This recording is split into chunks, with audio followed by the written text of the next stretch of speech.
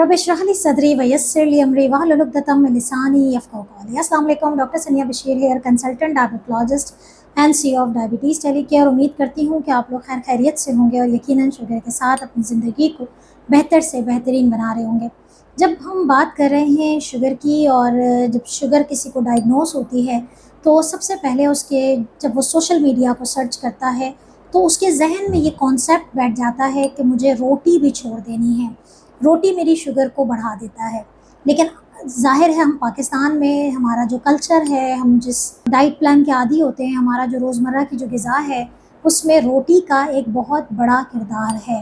तो आखिर हम ऐसा क्या करें कि हम रोटी भी खाएं और शुगर भी हमारी ना बढ़े। तो आज हम इस वीडियो में डिस्कस करेंगे कि कैसी रोटी खानी चाहिए।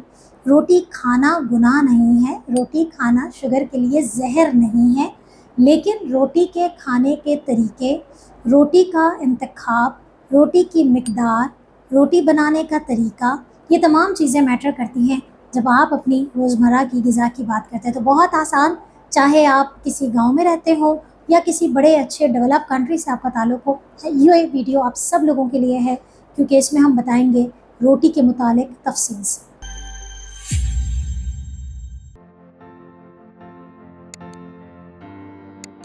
तमाम लोग इस बात को सुनने के लिए बड़े बेकरार हैं और बहुत सारे लोग मेरे डाइट प्लान को वैसे भी फॉलो करते हैं। अगर आपने भी अपना डाइट प्लान बनवाना है या डिस्कस करना है तो नीचे दिए गए व्हाट्सएप नंबर पे ज़रूर रब्ता कीजिए और अपना कस्टमाइज डाइट प्लान बनवाइए। बात हो रही है रोटी की। देखें, रोटी जो है वो क्या है, बेसिकली ज़ाहिर है जो आटा है वो आटा जो है वो कार्बोहाइड्रेट है। यही वो मिसकॉन्सेप्शन है जिसकी वजह से लोग जो है वो अपने रोटी को छोड़ देते हैं, खाना पीना छोड़ देते हैं। अच्छा, होता क्या है, शॉर्ट टर्म में शुगर तो कंट्रोल हो जाती है, वज़न भी बहुत तेज़ी से गिरना शुरू हो जाता है, लेकिन थोड़े ही टाइम के बाद कमज़ोरी, बहुत ज़्यादा वीकनेस, बहुत ऐसी वो तमाम चीज़ें नज़र आना शुरू हो जाती हैं जो कि 3 महीने 4 महीने के बाद प्रॉब्लम का बाइस बनती है और जब वो दोबारा खाना शुरू होते हैं तो उन्हें एक्चुअली सही गाइडेंस ही नहीं होती। रोटी खाना शुगर के पेशेंट्स को मना नहीं है। आटा कौन सा इंतखाब करना है सबसे इम्पॉर्टेंट कहानी। देखिए, सबसे इम्पॉर्टेंट ये है कि रोटी का जो आटा है वो आपका कॉम्प्लेक्स कार्ब वाला होना चाहिए, यानी कि होल ग्रेन वाला होना चाहिए। और आसान ज़बान में बताती हूँ, मुकम्मल अनाज वाला आटा होना चाहिए। मुकम्मल अनाज से हमारी क्या मुराद है? मुकम्मल अनाज से हमारी मुराद है कि जो गंदम है वो मुकम्मल तौर पे पिसा हुआ ना हो, बल्कि उसका छिलका आटे के अंदर मौजूद हो, जिसे आप और हम आजकल लाल आटे के नाम से या भूसे वाले आटे के नाम से जानते हैं। वो उसके समेत अगर आप आटा गूंथते हैं तो ये आटा आपका बेसिकली कॉम्प्लेक्स कार्ब वाला आटा कहलाता है, फाइबर वाला आटा कहलाता है। नंबर 2, और कौन सा आटा मुकम्मल अनाज का आटा कहलाता है? बेसन का आटा है। अगर आप बेसन को चक्की से पिसवा रहे हैं और फ्रेश बेसन का आटा लेते हैं, इसमें किसी किस्म की मिक्सिंग नहीं होती है, ये आपका मुकम्मल अनाज का आटा है। जौ का आटा है, जवार का आटा है, बाजरे का आटा है, जिसे हम मिलेट फ्लावर भी कहते हैं। मिलेट फ्लावर में पाकिस्तान में तो कम वैरायटी है, लेकिन बाहर मिलेट फ्लावर के अंदर बहुत सारी दूसरी वैरायटीज़ होती हैं। ये वो तमाम आटे हैं जिनका ग्लाइसेमिक इंडेक्स या शुगर बढ़ाने की जो सतह है वो कम होती है because of the fibre in it. उसके अंदर फाइबर है, उसके अंदर भूसा है, इसलिए ये इस आटे से बनाई जाने वाली रोटी आपकी शुगर को नहीं बढ़ाती है अनटिल एंड अनलेस कि जो मिकदार मैं आपको बताने जा रही हूँ इससे ज़्यादा आप अगर खाएंगे तो शुगर बढ़ जाएगी। ठीक है, तो पहले तो आपको समझ। अच्छा, अब मुझसे पूछते हैं कि इन सब में से बेहतरीन आटा कौन सा? तो देखिए, सब में से जो बेहतरीन आटा है, वो जो लोवेस्ट ग्लाइसेमिक इंडेक्स है, वो बेसन का आटा है, वो जौ का आटा है।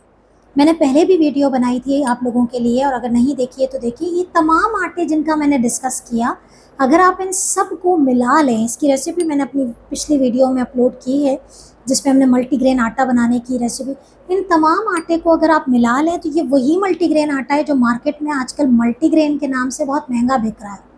आप अनाज की दुकान से ये तमाम आटे परचेज़ कर लें जो इकोनॉमिकल पड़ते हैं, और आप इन सब को मिक्स करके रोटी बना लें, तो रोटी भी खाएंगे और शुगर भी नहीं बढ़ेगी। उसके लिए ज़रूरी है कि एक टाइम पे आप एक रोटी खाएंगे, एक रोटी से ज़्यादा नहीं खाएंगे। उस रोटी का जो साइज़ है वो 6 इंच से ज़्यादा नहीं होगा। 6 इंच का मतलब क्या होता है? CD size. आप देख सकते हैं, रेफरेंस शेप देख लें, सीडी साइज़ है 6 इंच की रोटी।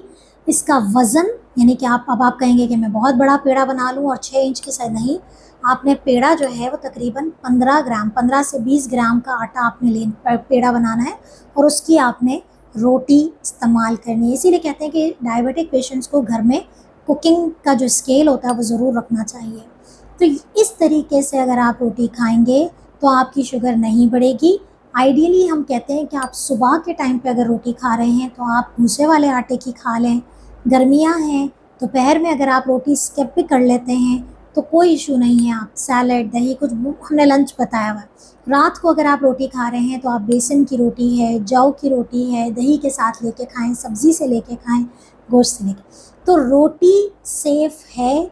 सवाल सिर्फ इतना है कि कैसे खानी है, कौन से आटे की खानी है और कौन से आटे की नहीं खानी जो शुगर तेज़ी से बढ़ाता है। सब जानते हैं कि मैदे की रोटी नहीं खानी है, सफ़ेद आटे की रोटी नहीं खानी है, स्पेशल आटे की रोटी नहीं खानी है, रिफ़ाइंड आटे की रोटी नहीं खानी है, फ़ाइन आटा के नाम से जो आटा मिलता है उसकी रोटी नहीं खानी। तो उम्मीद है कि आप रोटी खाएंगे और अगर आपने बहुत अरसे से छोड़ी हुई है, स्टार्ट करें, अपने शुगर लेवल्स को ऑब्ज़र्व करें, क्योंकि हर इंसान का जिस्म मुख्तलिफ है और हर इंसान की डायबिटीज़ मुख्तलिफ है। अपना बहुत ख्याल रखिएगा, दुआ में याद रखिएगा। अल्लाह हाफ़िज़।